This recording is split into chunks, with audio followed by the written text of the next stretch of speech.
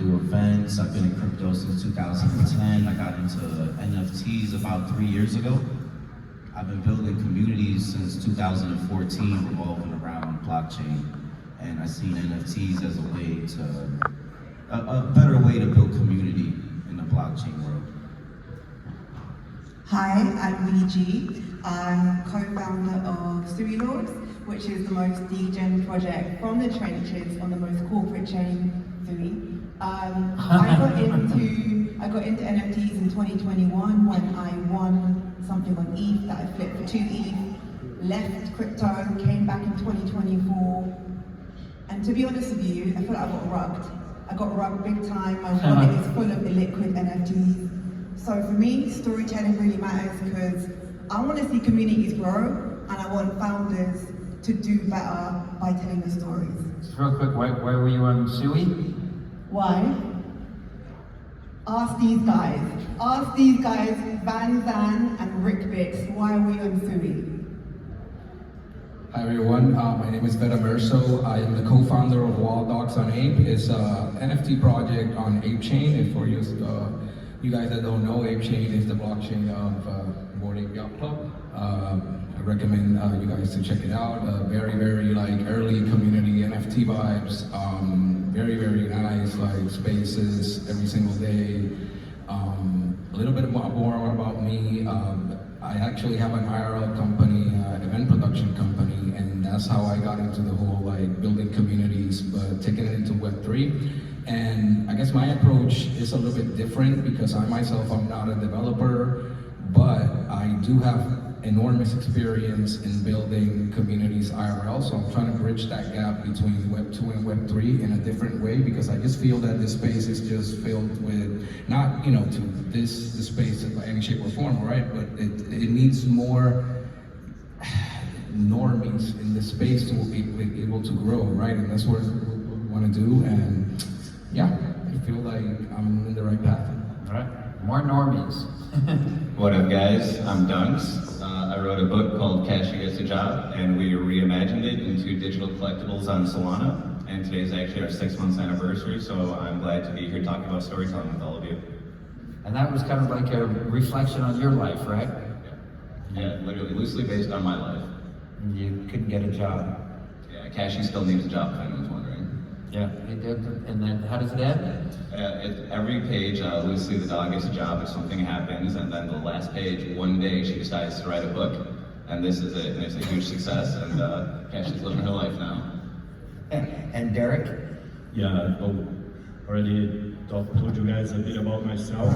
Born and raised in Rio de Janeiro, Brazil. After several years working with investments, I decided to launch my venture capital in 2014. So, been a wild ride, being in an emerging economy and trying to back bold founders, just pushing the boundaries of technology forward. Super glad to be here. Now with Rose NFT, been a wild ride as well, but we're building an absolutely hyped community with so many creatives. We're absolutely proud about what we're building and what's next to all of us. So, this panel is about storytelling, and we're both VCs. And I tell a story about the best story that I ever heard pitched as a VC. It just randomly was sitting next to some guy in a bar and in Palo Alto, and that's what it is. It's with a startup. He goes, you know how Google takes all the information on the web and makes it searchable.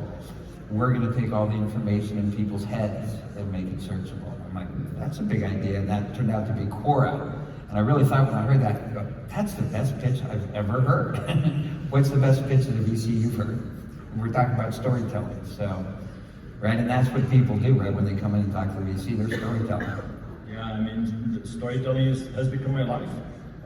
I love living and watching the story of different founders, but we cannot forget that we're also founders ourselves, even though we're an agent in between capital and innovation. In the end, we do have a tough job to lead, but I think one of the boldest stories that I've ever been through is as a board member, a founder who had a stroke, and you kind of just had to help him as a human being, So I think that was a tough story that had a very cool ending, which the founder eventually was doing well, and And there's it. Yeah, he survived it. Okay. And in the start it was no. And he didn't exit. So Shania, we're, and even though this kind of, it is about NFTs and stuff, but it's also, I think, about storytelling. So I just love to tell what's the best story when you look back that, inspired you. I don't really know. It inspired me in what way? Well, just like, there's some great stories, just it can be short stories, or when you think about storytelling and, what you're doing now. I really, for me, it's watching great leaders their come up story. That's something that, that sticks with me. And mostly people like Big Meech or El Chapo, stuff like that. I like watching, for real, because these are great people when it comes to building and communities to me. So that's what it is for me. Cool. I think for me, the best storytelling exists in hip hop. I feel like you get such amazing rappers who can just break shit down in this way that lands so heavily. And I think rappers even like Outkast as a duo, you're thinking about Biggie, you're thinking about Nas, the way they tell stories is amazing. There's one song by Nas called I Gave You Power, and it's storytelling, but it's from the perspective of a gun and how a gun feels. And that for me is the art of storytelling. Have any of those people you think use that talent to, for a community? I think hip hop is for community. Okay, fair enough. Yeah, I think for me, the best storytelling comes about when you create something unique, especially with people that have seen you grow along the way. I'm going to use myself actually as an example, not necessarily with the NFT project, but in my IRL companies, we have created communities of. We started doing events with 10 people, 20 people, and now just recently, last Saturday, we did an event in Avant-Gardner, which hosted almost 1,900 people. So, to create something that didn't exist, that just was in your brain, and you sketched it out, and you saw it through day by day by year, and then it took 4 or 5 years to take it to a different level. Most people think you launch something and then you're supposed to. Just because it's dope and again, I go back to the NFTs, you can create the best art, but then without a story, without some background, without some meaning to it, it does not mean anything. Because right now, at the end of the day, more than ever, there's so many different ways to create an NFT in the blockchain that really, you need to attract people and make them your cult followers, so to speak, right? So the only way to do that, it's keeping it real, not about being the loudest, so to speak, but being real. People connect with realness. Playing off that, I'm inspired by real life underdog stories. People you see that aren't the most gifted, that aren't the most talented, but that show up every day, that try their hardest. Like Cashew? Yeah, the real life cashews, and people are able to depend on their communities to help them. You've got people you could share things with, get feedback with, build together, grow together. And I just think the real life raw aspect of that is what inspires me the most with storytelling. And how do you use, come back this way, how do you use storytelling to grow your community? I guess just from the book. Anywhere from live readings, people love real world assets, physical giveaways, no one expects a book, just pop-ups, book fairs, just anything and everything to spread. I believe if it doesn't spread, it's dead. So whatever you can to spread the message, and I just chose to originally do it in the form of a book as our medium. You want to talk about how you've led in storytelling? Yeah. I'm sorry, what was that? No, moving on down, how you've led in storytelling. Yeah, I think, going off what he was saying, you need to put it out there. You need to constantly put up the message. For example, right now, our collection, it's 10,000, free mint, no royalties. We're not expecting anything from anybody. We actually did it, me and my co-founder, as an art project, because we are so creative that, if we get bored, to be honest, this is on our off time, we did this, and it took 2 years to build, but then actually we launched it on Ape Chain because I was like fortunate enough last year to go to the Ape Fest in Lisbon, and that same weekend they launched Ape Chain, and I'm like, oh wow, like I'm already like a mutant, so like let's try this new Ape Chain. And funny enough, like it didn't do anything. It was a free mint, it stayed quiet, and it wasn't. That was on October, like last year, October 20 something or something along those lines, and it wasn't until January that because I got a suggestion, but you don't even go on Spaces. How are people going to find out about your collection? And then all of a sudden I went to 1 space, 2 spaces, and it was like magic. Like in less than like 16 hours, the 10,000 NFTs were already minted out. But it goes to show that it doesn't matter if like the art is dope, like if again, going off what you said, if you don't like spread it out, if you're not constantly showing up every day and living in and out of the trenches, like why should people care? You know what I mean? The internet has made everything so accessible to everybody in 24/7, every single country. So why should they give the time and energy to your project? PG?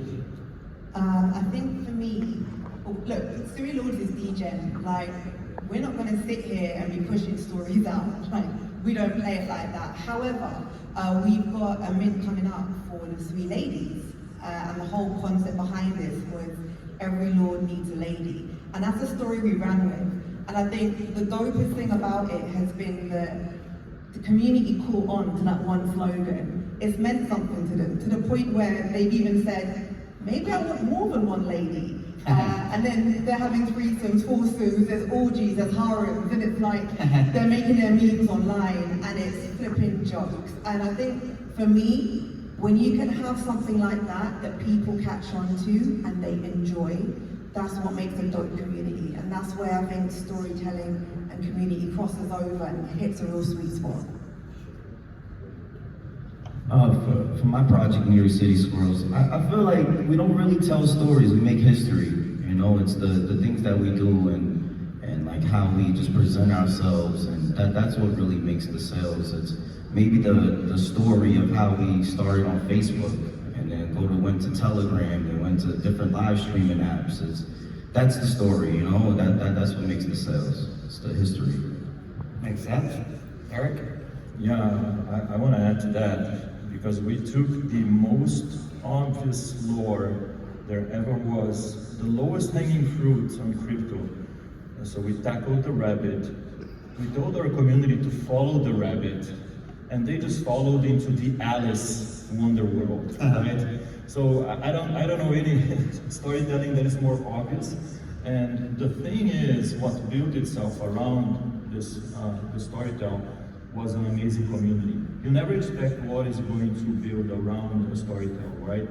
And nothing in the world, aside from NFTs in a decentralized standard, will allow you to bring the strength that a community can bring. And this is something that keeps me awake at night, keeps me super motivated. So I was preparing our stand up there, and I was still missing a couple of, the slides to be showing, and I was like, yeah, we gotta do it tonight. And I think the passion that drives the whole ecosystem is just what amazes me. But I think it is through this fine line of the narrative that we all carry into our community that will make them stick around and allow us to survive this, what I call the cross-pollination era of Web3. So, I'll finish with you. We've talked a lot about storytelling, I think, and less about community. Why don't you just start, because you mentioned a lot about your business. How do you define community, and kind of what are the metrics that you look at to see whether you're, being successful at it? Well, defining community goes from your building to your neighborhood, to your state, to your country, and to your specific interests. But I think the definition of community that has amazed me the most is how geographic agnostic and preference agnostic that seeing a community coming together builds. So we have people from complete different backgrounds, within our community. So my definition is when I see a very diverse in terms of geography and preferences, this is a huge driver for us. And the metrics, it's the diversity, you actually track that? You Yeah, know? definitely. Just the distribution charts of different regions for sure. Cool. So, when you think about, community, how do you define it? And, what's a success for you in building community? The success in building community is building an ecosystem. Like without an ecosystem, there's no community. So that's the major thing that the key aspect within the community. Cool. I think community is really important, and success for me is people having a good time with us. That is what really matters, and that's because our community is not just about, oh, you own the JPEG. You're actually part of something. Like when we host, we don't do it much anymore, but when we host spaces, you have a flipping good time with us. We have good fun, right? But then we can also, I've had breakdowns and had my homies over there praying for me. That's community. And I think that's what success looks like, is that someone can be in our fold, they can make money with us, they can grow with us, they can share something with us, and they can have fun along the way. So that's that part of success. I think the other part is obviously knowing that they want to push your message, that they rock your PFP with pride, and it makes them feel good. So those are my main metrics. What does community mean, and what's my definition of it? It's a group of people who share some kind of values and interests. That's it at its core for me. Okay, I like that. I guess for our story and the Wild Dog story, it was basically so random, and all the people from Ape Chain that jumped in and started comments, DMing me and DMing the account, I had to listen to all these different types of people and what they wanted and why they wanted it, and some ideas were definitely 3,000% not aligned with our vision, but at the same time, we did something great, we released it, and that's how you build community. You have to have different people, different opinions, and value each and every one of them, because guess what, the art part, maybe that was your idea, and that you released it to the world, and you're fortunate enough that all these different type of people resonated with it, and now you have to listen to them and what they want and what they like, and that's exactly what we did. And I think that's why we built such a strong community, because we literally, it didn't matter, and we always stated, doesn't matter, leave one comment, we'll read it and we'll do our best to apply it. We did a lot of expos for the beginning, for maybe the first 2 months after it minted out, and everything was voted by the community. We still do, but more on Discord, but still, I think that's key. That's key, just listening to everybody and what they want. And actually, out of those, making a number up, 20, 30, 40 people that are constantly supporting you, pick a group of out of those 40 people, who are the 5 that are really, really, I call it our constant people, right? And then you have them separate, and they give you even more feedback, and you keep on building off of that. Yeah, makes a lot of sense. Yeah, I believe community is by far the most important aspect, but I believe the secret to success is good collaborations. And a lot of these different projects have community overlap. And a lot of people have to prioritize a community or PFP in this, but it doesn't mean we're not involved in other ones. And I absolutely believe that when communities come together, whether you're meeting new people or friends of friends, you'll genuinely resonate and create better and just better vibes all around. So I really just think collaborations enhances community efforts. Yeah, and who doesn't like good vibes? So let's finish, we got 3 minutes. Let's each take 30 seconds. And, what do you want to leave people with about your project? I would just like to leave you guys feeling inspired and remind you to keep going and not give up, regardless of whatever you're doing. Cool. I would say that, you know, success rarely, if ever, happens overnight. And I know that's a cliche thing to say. It's really hard work, and it's really showing up every single day. And, you know, I'm gonna be real, there's days that I don't wanna tweet a GM. I just don't want to, but I have to, because it's like, why not? Like, these people are there every day for us. They're showing up, and that's, you know, you have to show up every day. You have to put in the hours. You have to put in the work. You have to do things you don't want to do, and that builds character and helps you move forward and create better. You sound like my ex-wife. Am I being an actor? That's what you're saying? But I do agree with you. In a good way, yeah, sure. Yes. So basically, work hard. That's my motto. It's hard to argue with that. My thoughts are very simple. You tell the story to your community, but sometimes your community is going to find the gems and start telling a story.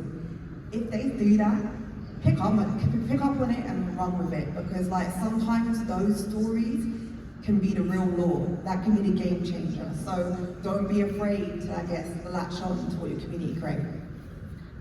Terrific.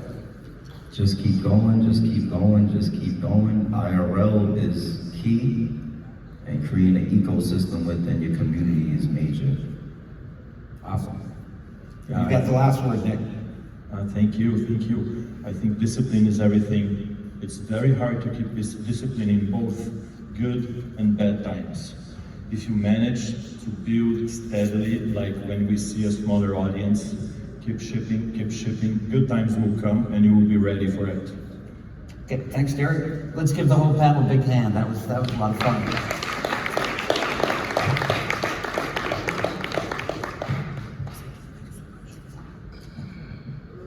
All right. So as our walk off, we got our next speaker is going to be talking about the NASDAQ of the art world. Let's give a big hand for